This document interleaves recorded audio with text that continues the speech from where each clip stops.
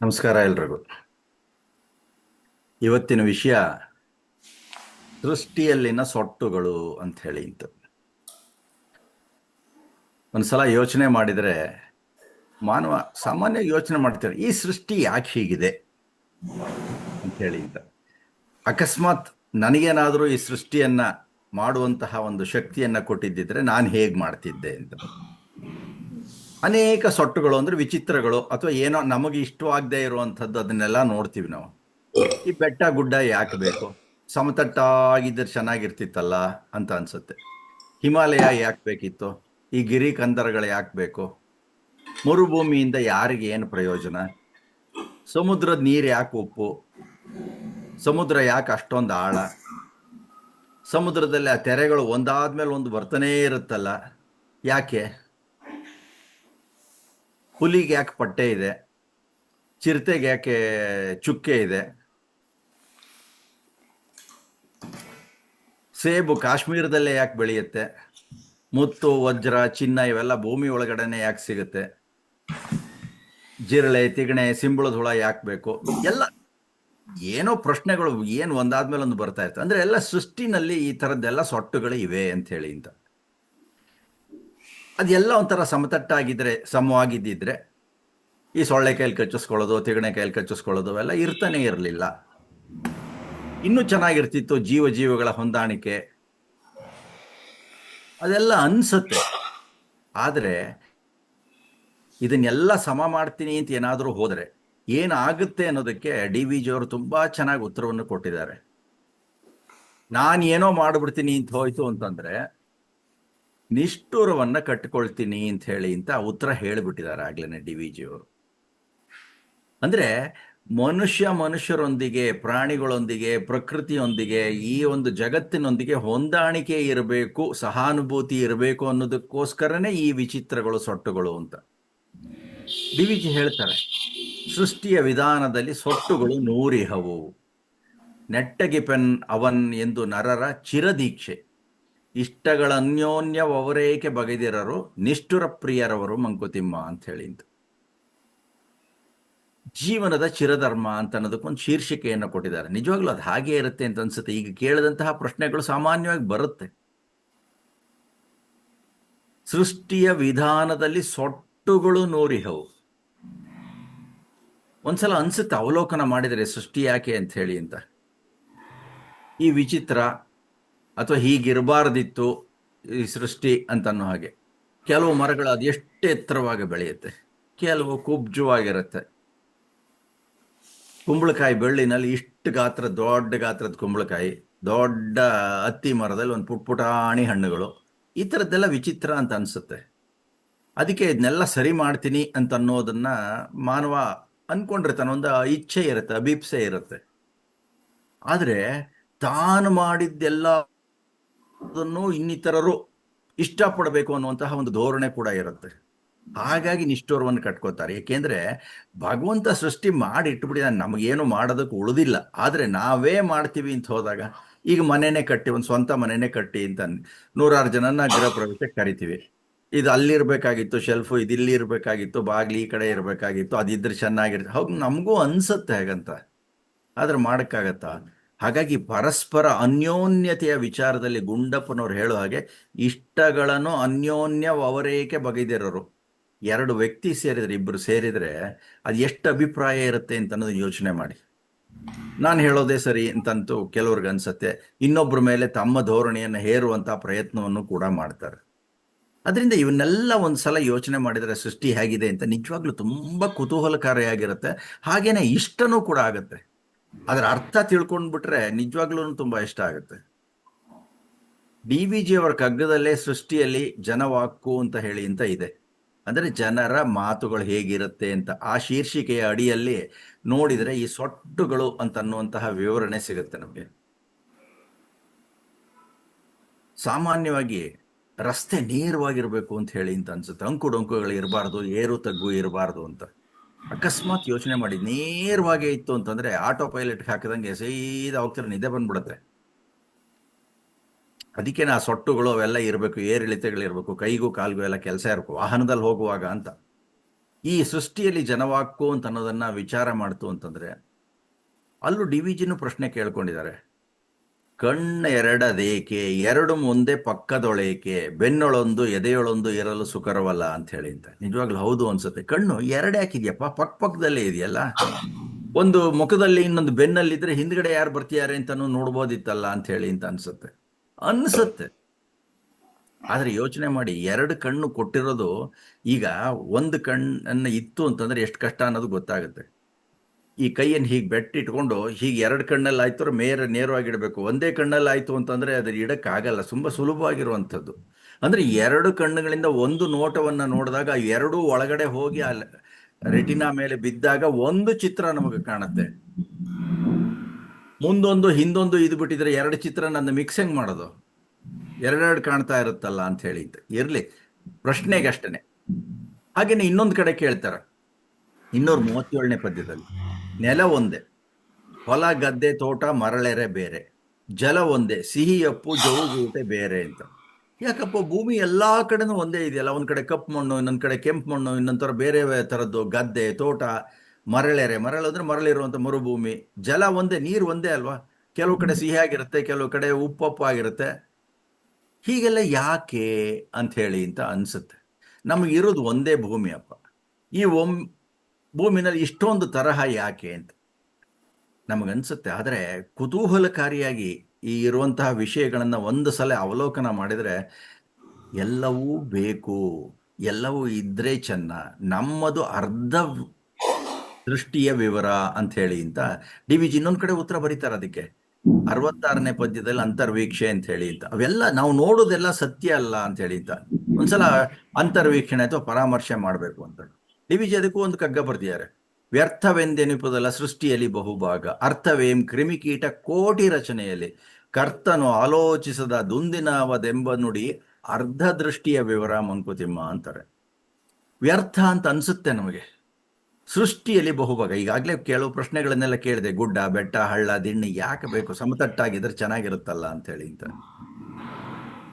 ಅರ್ಥವೇಂ ಕ್ರಿಮಿಕೀಟ ಕೋಟಿ ರಚನೆಯಲ್ಲಿ, ಎಷ್ಟು ರಚನೆ. ಆಗ್ಲೇ ಕೇಳಿದ್ನಲ್ಲ, ತಿಗಣೆ ಜಿರಳೆ ಇವೆಲ್ಲ ಯಾಕೆ ಬೇಕು ಅಂತ ಹೇಳಿ ಅಂತ.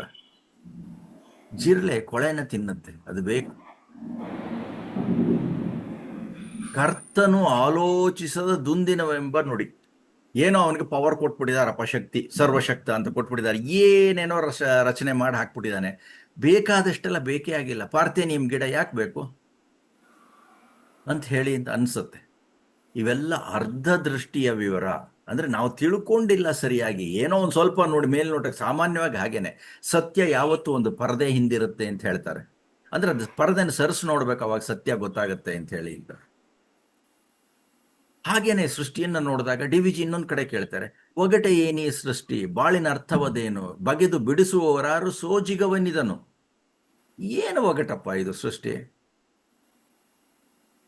ಗಂಧದ ಮರ ಇರುತ್ತೆ, ಗಂಧದ ಸಸಿಗೆ ಪಕ್ಕದಲ್ಲಿ ಇನ್ನೊಂದು ಯಾವುದೋ ಒಂದು ಮರ ಇರುತ್ತಲ್ಲ, ಆ ಮರದ ಜೊತೆಗೆ ಭೂಮಿ ಒಳಗಡೆಯಿಂದ ಬೇರೆ ಕನೆಕ್ಷನ್ ಇರುತ್ತೆ. ನೀವು ಅದು ಕಿತ್ತು ಇನ್ನೊಂದು ಕಡೆ ನನಗೆ ಬೇಕಾದ ಕಡೆ ನೆಡ್ತೀನಿ ಅಂದ್ರೆ ಅದು ಹುಟ್ಟಲ್ಲ, ಸತ್ತೋಗುತ್ತೆ. ಇವೆಲ್ಲ ವಿಚಿತ್ರಗಳು ಬೇಕಾದಷ್ಟು ಥರದ್ದಿದೆ. ಕೆಲವೊಂದು ಬೀಜ ಪ್ರಸಾರ ಆಗಬೇಕು ಗಿಡದ್ದು ಅಂತಂದ್ರೆ ಈ ಹಕ್ಕಿಗಳು ತಿಂದು ಅದ್ರ ಹೊಟ್ಟೆ ಒಳಗೆ ಹೋಗಿ ಅದು ಇನ್ಕ್ಯುಬೇಷನ್ ಆಗಿ ಆಮೇಲೆ ಹಿಕ್ಕೆ ಹಾಕಿದಾಗ ಅದು ಬೆಳೆಯುತ್ತೆ. ಇಲ್ಲದೆ ಇದ್ರದ್ದು ಖಂಡಿತವಾಗ್ಲೂ ಹುಟ್ಟಲ್ಲ. ಇಂಥದ್ದೆಲ್ಲ ಬೇಕಾದಷ್ಟಿದೆ. ಸಾಲೋಮನ್ ಮೀನು ಸಮುದ್ರದಲ್ಲಿರುತ್ತೆ, ಮರಿ ಮಾಡಬೇಕು ಅಂದ್ರೆ ಸಿಹಿ ನೀರಿಗೆ ಬರುತ್ತೆ, ಬಂದು ಅಲ್ಲೇ ಮರಿ ಮಾಡಿ ಆಮೇಲೆ ಮತ್ತೆ ಹೋಗುತ್ತೆ, ಅಲ್ಲಿ ಸತ್ತು ಹೋಗುತ್ತದೆ ಅವಾಗ ಮರಿ ಮಾಡುವಾಗ. ಯಾಕೆ ಹಿಂಗೆಲ್ಲ ವಿಚಿತ್ರ ಅಂತ ಹೇಳಿ ಅಂತ ಅನ್ಸುತ್ತದೆ. ಆದ್ರೆ ಈ ಒಗಟನ್ನ ಬಿಡಿಸ್ಕೊಂಡು ಬುದ್ಧಿಯನ್ನು ಉಪಯೋಗಿಸ್ಕೊಂಡು ಅದನ್ನ ಅರ್ಥ ಮಾಡ್ಕೋಬೇಕು. ಆವಾಗ ಸಿಗುವಂತಹ ಆನಂದ ಇದೆಯಲ್ಲ, ನಿಜವಾಗ್ಲೂ ತುಂಬಾ ಚೆನ್ನಾಗಿರುತ್ತೆ, ಸಂತೋಷ ಆಗುತ್ತೆ. ಆಹಾ, ನಾನು ಇದನ್ನ ಬಿಡಿಸ್ಬಿಟ್ಟೆ ಈ ಒಗಟನ್ನ ಅಂತ ಹೇಳಿದ್ದೆ. ಅದಕ್ಕೆ ಒಗಟೆ ಏನಿ ಸೃಷ್ಟಿ, ಬಾಳಿನ ಅರ್ಥವದೇನು, ಬಗೆದು ಬಿಡಿಸುವವರಾರು ಸೋಜಿಗವನಿದನು ಅಂತ ಕೇಳಿದರು. ವ್ಯರ್ಥವೆಂದೆನಿಪುದಲ್ಲ ಸೃಷ್ಟಿಯಲ್ಲಿ ಬಹುಭಾಗ, ಅರ್ಥವೇಂ ಕ್ರಿಮಿಕೀಟ ಕೋಟಿ ರಚನೆಯಲ್ಲಿ ಅಂತ.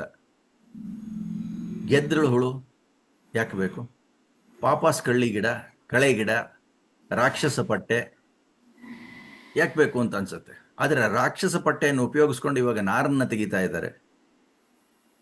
ಕರ್ತನು ಆಲೋಚಿಸದ ದುಂದಿನವೆಂಬ ನುಡಿ, ಸೃಷ್ಟಿಕರ್ತ ಸರಿಯಾಗಿ ಆಲೋಚನೆನೇ ಮಾಡಿಲ್ಲ, ಆತರಾತ್ರವಾಗಿ ಏನೋ ಸಿಕ್ತಲ್ಲ ಅಂತ ಮಾಡ್ಬಿಟ್ಟಿದ್ದಾನೆ ಅಂತ ಅನ್ಸುತ್ತೆ. ಇದನ್ನೆಲ್ಲ ಸರಿಯಾಗಿ ಬಿಡಿಸ್ಕೊಂಡ್ರೆ ಅರ್ಧ ದೃಷ್ಟಿಯ ವಿವರ ಅಂತ ಹೇಳಿ ಅಂತ ಅನ್ಸುತ್ತೆ. ಪ್ರತಿಯೊಂದ್ರ ಒಳಗೂ ಹೊಕ್ಕು ನೋಡ್ಬೇಕು, ಇಲ್ದೇ ಕುತೂಹಲನೇ ಇಲ್ದ್ರೆ ಎಲ್ಲ ಮೇಲ್ನೋಟಕ್ಕೆ ಕಂಡ್ಬಿಟ್ರೆ ಏನ್ ಕುತೂಹಲ ಇರುತ್ತೆ? ಒಳಗೆ ಬಿಡಿಸ ಅದು ಅಷ್ಟೇ. ಈಗ ನನಗೆ ಗೊತ್ತಾಯ್ತಪ್ಪ, ನನ್ನ ಮಗಂಗೆ ಮೊಮ್ಮಗಂಗೆ ಮತ್ತದು ಕುತೂಹಲ, ಆ ಥರನೇ ಹಾಗೇ ಇರುತ್ತೆ ಅಂತ ಹೇಳಿ ಅಂತ. ಆದರೆ ಈ ಒಂದು ಸೃಷ್ಟಿಯ ರಹಸ್ಯವನ್ನ ಬಿಡಿಸ್ಕೋಬೇಕಾದ್ರೆ ಭಗವಂತ ಯಾವ ಥರ ಇಟ್ಟಿದ್ದಾನೆ ಅಂದರೆ, ಯಾರಿಗೆ ಕುತೂಹಲ ಇರುತ್ತೋ, ಪ್ರಾಮಾಣಿಕತೆ ಇರುತ್ತೋ, ಬಿಡಿಸಿ ನೋಡಬೇಕು ಅಂತ ಅನ್ಸುತ್ತೋ ಅವನಿಗೆ ಸಹಾಯ ಮಾಡ್ತಾನೆ. ಹೇಗೆ? ವ್ಯಕ್ತಿ ಪ್ರಭಾವವಿ ಲೋಕಚರಿತೆಯ ಕೀಲು, ಹಸ್ತವದು ದೈವ ಕೆಲವು ಮಂಕುತಿಮ್ಮ ಅಂತ. ಅಂದರೆ ಭಗವಂತ ಈ ಸೃಷ್ಟಿನೆಲ್ಲ ಮಾಡಾದ್ಮೇಲೆ ಮಾನವರು, ಕ್ರಿಮಿಕೀಟ, ಪ್ರಾಣಿಗಳೆಲ್ಲ ಹುಟ್ಟಿದವು. ಎಲ್ಲರಿಗೂ ಬೇಕಾದಂತಹ ಅನುಕೂಲತೆಗಳನ್ನು ಒದಗಿಸಿದಾನೆ. ಎಲ್ಲವೂ ರೆಡಿಮೇಡ್. ನಿಮಗೆ ಮಿಕ್ಸಿ, ಫ್ರಿಜ್ಜು ಎಲ್ಲ ರೆಡಿಮೇಡ್ ಸಿಗಲ್ಲ, ಆದರೆ ಬೇಕಾದಂತಹ ಪದಾರ್ಥಗಳೆಲ್ಲವೂ ಸಿಗುತ್ತಲ್ಲ, ಅದನ್ನು ತಯಾರಿಸ್ಕೊಂಡಿದ್ದಾನಲ್ಲ ಅವನು. ಅದನ್ನು ವ್ಯಕ್ತಿ ಪ್ರಭಾವ, ಯಾರೋ ಒಬ್ಬ ಚೆನ್ನಾಗಿರ್ತಾನಪ್ಪ, ಯೋಚನೆ ಮಾಡ್ತಾನೆ, ಪ್ರಾಮಾಣಿಕವಾಗಿ ಕೆಲಸ ಮಾಡ್ತಾನೆ, ಅವನನ್ನ ಭಗವಂತ ತಾನು ತನ್ನ ಹಸ್ತದಂತೆ ಉಪಯೋಗಿಸ್ಕೋತಾನೆ.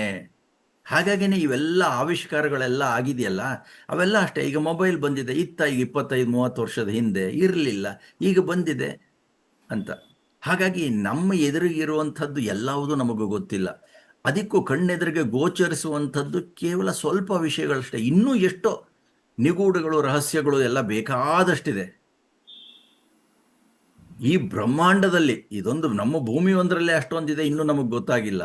ಹಾಗಾಗಿ ಡಿ ವಿ ಜಿಯವರು ಮತ್ತೆ ಅದಕ್ಕೆ ಉತ್ತರ ಹೇಳ್ತಾರೆ. ಅಂದರೆ ಈ ಥರ ಪ್ರಶ್ನೆಗಳನ್ನೆಲ್ಲ ಕೇಳ್ಕೊಂಡು ಹೋದರೆ ಸೃಷ್ಟಿ ಹೇಗಾಗಿದೆ ಅಂತ ಒಂದು ಸ್ವಲ್ಪ ಗೊತ್ತಾಗುತ್ತೆ. ಸೃಷ್ಟು ಸಂಕಲ್ಪ ಲಿಪಿಯೆಲ್ಲ ನಮ್ಮೆದುರಿಗಿಲ್ಲ, ದೃಷ್ಟಿ ಗೋಚರವಾದಳೊಂದು ಗೆರೆ ಮಾತ್ರ. ಸೊಲ್ಲಿಸುವರಾರು ಸೃಷ್ಟಿ ಪೇಟೆಯ ಒಳಗುಟ್ಟು, ಎಲ್ಲ ಬಾಳೋ ರಹಸ್ಯ ಮಂಕುತಿಮ್ಮ ಅಂತಾರೆ.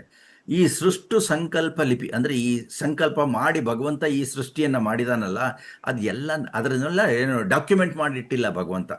ನಾವೊಂದು ಪ್ರಾಜೆಕ್ಟ್ ವರ್ಕ್ ಅಂತ ಏನಾದ್ರು ಮಾಡಿ ಇಟ್ಬಿಡ್ತು ಅಂತಂದರೆ ಎಲ್ಲ ವಿವರ ಕೊಟ್ಟಿರ್ತೀವಿ ಮೊದಲಿಂದ ಕೊನೆವರೆಗೂ. ಅಕಸ್ಮಾತ್ ಅದನ್ನು ನೋಡಿದರೆ ಇನ್ನೊಬ್ಬ ಯಾರಾದರೂ ಅದನ್ನು ಮಾಡಬಹುದು. ಏನೇ ಒಂದು ಎಕ್ವಿಪ್ಮೆಂಟ್ ಆಗಲಿ, ಇದಕ್ಕೆ ಒಂದು ಡ್ರಾಯಿಂಗ್ ಅಂತ ಇರುತ್ತೆ, ಬ್ಲೂ ಪ್ರಿಂಟ್ ಅಂತ ಇರುತ್ತೆ. ಆ ಥರದ್ದೆಲ್ಲ ಏನೂ ಇಲ್ಲ, ಅದನ್ನು ನಾವೇ ಕಂಡ್ಕೋಬೇಕು. ದೃಷ್ಟಿ ಗೋಚರವಾದರೊಳೊಂದು ಗೆರೆ ಮಾತ್ರ. ಏನು ಕಾಣಿಸ್ತಿರೋದು ಒಂದು ಗೆರೆ ಮಾತ್ರ ಕಾಣಿಸ್ತದೆ, ಒಂದು ಸಣ್ಣ ಗೆರೆ ಅಷ್ಟೇನೆ. ಸೊಲ್ಲಿಸುವರಾರು ಸೃಷ್ಟಿ ಪೇಟೆಯ ಒಳಗುಟ್ಟು. ಈ ಸೃಷ್ಟಿನ ಹೇಗೆ ಮಾಡಿದ ಭಗವಂತ? ನಾಸದೀಯ ಸೂಕ್ತ ಅಂತ ಋಗ್ವೇದದಲ್ಲಿ ಇದೆ, ಅದು ಒಂದು ಸ್ವಲ್ಪ ವಿಷಯವನ್ನು ಹೇಳುತ್ತೆ.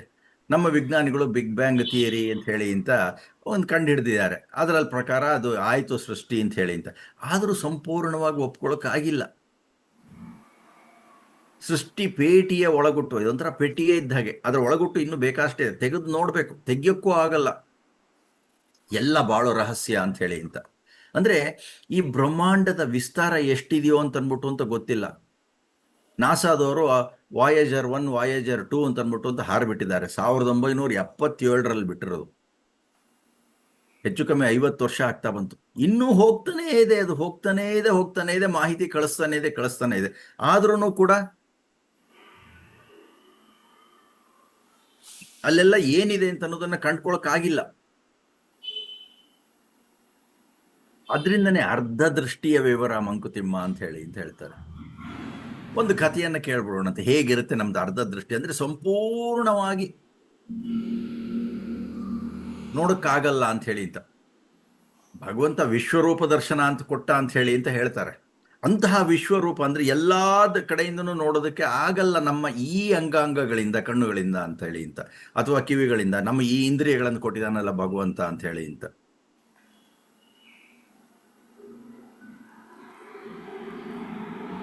ಅಂತಿ ಸಂತಂ ಜಹಾತ್ಯಂತಿ ಸಂತಂ ನ ಪಶ್ಯತಿ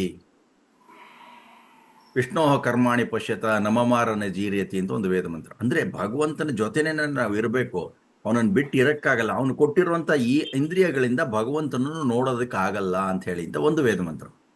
ಒಂದು ಕತೆ ಹೀಗಿದೆ. ಒಂದು ಸಲ ಮಹಾಭಾರತದ್ದು ಸಮಾರಂಭ, ಒಂದು ಅತಿರಥ ಮಹಾರಥರು ಎಲ್ಲರೂ ಕೂತಿದ್ರು, ಆಸ್ಥಾನದಲ್ಲಿ ಎಲ್ಲರೂ ಕೂತಿದ್ರು. ಭೀಷ್ಮನು ಕೃಷ್ಣನ ಪಕ್ಕದಲ್ಲಿ ಕೂತಿದ್ದ. ಪರಸ್ಪರ ಮಾತುಕತೆ ಮಾಡ್ತಿದ್ದಾಗ ಭೀಷ್ಮ ಕೇಳ್ತಾನೆ ಕೃಷ್ಣನ್ನ, ಅರ್ಜುನನಿಗೂ ದುರ್ಯೋಧನನಿಗೂ ಇರುವ ವ್ಯತ್ಯಾಸ ಏನು ಅಂತ ಹೇಳಿ ಅಂತ. ಕೃಷ್ಣ ಹಾಗಾದ್ರೆ ಪರೀಕ್ಷೆನೆ ಮಾಡ್ಬಿಡೋಣವಾ ಅಂತ ಅಂದ್ಬಿಟ್ಟು ಅಂತ ಕೇಳ್ತಾನೆ. ಆಯ್ತು, ಪರೀಕ್ಷೆ ಮಾಡೋಣ ಅಂತ ಹೇಳಿ ಅಂತ ಇಬ್ರನ್ನೂ ಕರೀತಾರೆ, ದುರ್ಯೋಧನನು ಅರ್ಜುನನು. ಈ ಮಹಾಸಭೆಯಲ್ಲಿ ಉಪಸ್ಥಿತರಿದಾರಲ್ಲ ಬೇಕಾದಷ್ಟು ಜನ, ಅತ್ಯಂತ ಶ್ರೇಷ್ಠರಾದ ವ್ಯಕ್ತಿಯನ್ನು ಗುರುತಿಸ್ಬೇಕು ನೀವಿಬ್ರು ಬೇರೆ ಬೇರೆಯಾಗಿ ಅಂತ ಹೇಳಿ ಅಂತ. ಮೊದಲು ಅರ್ಜುನಂಗೆ ನೀನು ಗುರುತಿಸಪ್ಪ ಅಂತ ಹೇಳ್ತಾರೆ. ಇಡೀ ಸಭೆ ಸುತ್ತ ಒಂದ್ ಸುತ್ತ ಹೋಗಿ ನೋಡೋದು ಬರ್ತಾನೆ, ಯಾರ್ಯಾರಿದ್ದಾರೆ ಏನೇನು ಅಂತ ಅಂದ್ಬಿಟ್ಟು ಒಂದು ಎಲ್ಲರನ್ನು ನೋಡ್ಕೊಂಡು ಬರ್ತಾನೆ. ನೋಡ್ಕೊಂಡು ಬಂದಾದ್ಮೇಲಿಂದ ವರದಿಯನ್ನು ಕೊಡ್ತಾನೆ. ಇಲ್ಲಿರೋರು ಎಲ್ಲರೂ ಒಳ್ಳೆಯವರೇನೆ, ದುರ್ಯೋಧನನ್ನೂ ಸೇರಿಸಿ. ಆದರೆ ಇಷ್ಟರಲ್ಲಿ ಶ್ರೇಷ್ಠ ವ್ಯಕ್ತಿ ಅಂತ ಅನ್ನೋದು ಗುರುತಿಸೋದು ಬಹಳ ಕಷ್ಟ ಆಗುತ್ತೆ ಅಂತಂದ. ದುರ್ಯೋಧನನ್ನು ಕರೆದ್ಬಿಟ್ಟು ನೀನು ಅವನಿಗೂ ಅದೇ ಪ್ರಶ್ನೆ, ಮಹಾಸಭೆಯಲ್ಲಿ ಉಪಸ್ಥಿತರಿರುವ ಅತ್ಯಂತ ಶ್ರೇಷ್ಠ ವ್ಯಕ್ತಿಯನ್ನು ಗುರುತಿಸು ಅಂತ ಅದೇ ಪ್ರಶ್ನೆ. ಅವನು ಹೋಗ್ತಾನೆ, ಎಲ್ಲರನ್ನೂ ನೋಡ್ತಾನೆ. ಇಲ್ಲಿರೋ ಪ್ರತಿಯೊಬ್ಬರಲ್ಲೂ ಒಂದಲ್ಲ ಒಂದು ಲೋಪದೋಷ ಇದ್ದೇ ಇದೆ, ಯಾರು ಅತಿ ಉತ್ತಮರಲ್ಲ ಅಂತ ಹೇಳಿ.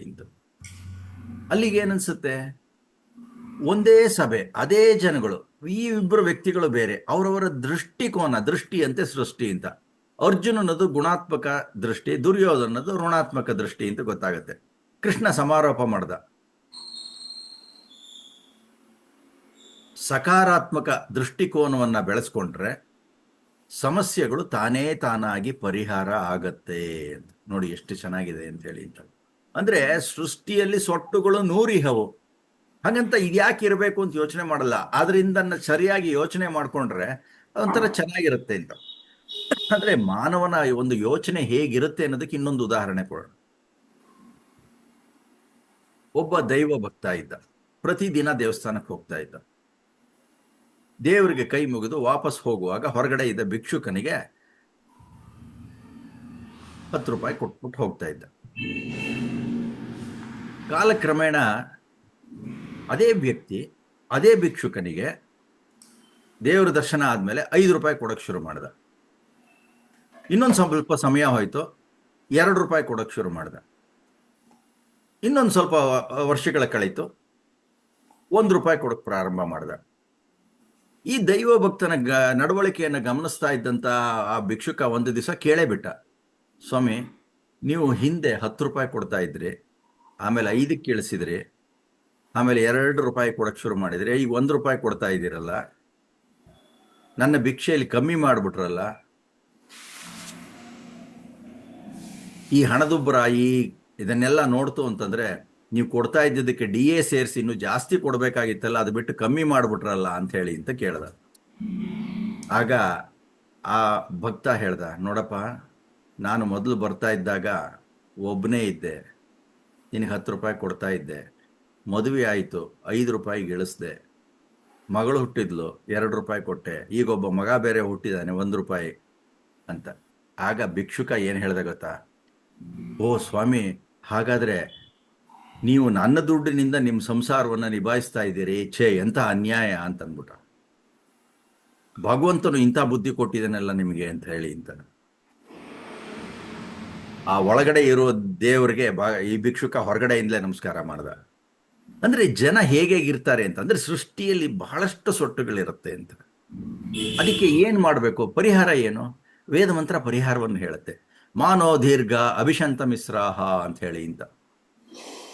ದೀರ್ಘವಾದ ಅಜ್ಞಾನಗಳು, ಅಂಧಕಾರಗಳು ನಮ್ಮನ್ನು ಆವರಿಸದಿರಲಿ ಅಂತ ಋಗ್ವೇದ 2ನೇ ಮಂಡಲದ 27ನೇ ಸೂಕ್ತದ 14ನೇ ಮಂತ್ರ. ಮಾನೋ ದೀರ್ಘ ಅಭಿಶಂತ ಮಿಶ್ರಾಹ ಅಂತ ಹೇಳಿ. ಅಂದ್ರೆ ದೀರ್ಘವಾದ ಅಜ್ಞಾನಗಳು ನಮ್ಮನ್ನು ಕಾಡದಿರಲಿ, ಆವರಿಸದಿರಲಿ ಅಂತ ಹೇಳಿ. ಅಷ್ಟೇನಾ? ಮುಂದೆ ಮತ್ತೆ ವೇದ ಹೇಳುತ್ತೆ, ಋಗ್ವೇದದ 3ನೇ ಮಂಡಲದ 39ನೇ ಸೂಕ್ತದ 7ನೇ ಮಂತ್ರ ಹೇಳುತ್ತೆ, ಜ್ಯೋತಿರ್ವೃಣೀತ ತಮಸೋ ವಿಜಾನನ್, ಜ್ಯೋತಿರ್ವೃಣೀತ ತಮಸೋ ವಿಜಾನನ್, ಅಂಧಕಾರದಿಂದ ದೂರ ಸರಿದು ಜ್ಞಾನ ಜ್ಯೋತಿಯನ್ನು ತುಂಬಿಸಿಕೋ ಅಂತ. ಅಂಧಕಾರದಿಂದ ದೂರ ಸರಿದು ಜ್ಞಾನ ಜ್ಯೋತಿಯನ್ನು ತುಂಬಿಸ್ಕೋ ಅಂತ.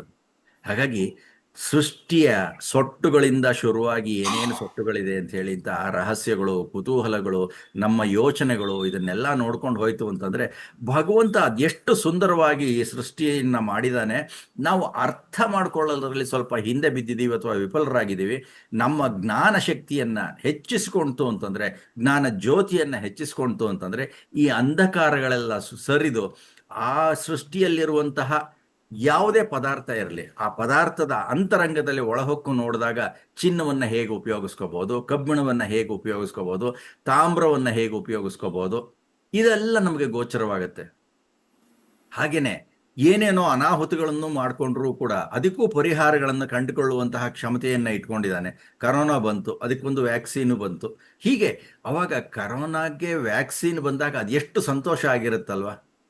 ಆದರೆ ನಮ್ಮವ್ರನ್ನೆಲ್ಲ ಕಳ್ಕೊಂಡಾಗ ಅದೆಷ್ಟು ದುಃಖ ಆಗಿರುತ್ತಲ್ವ.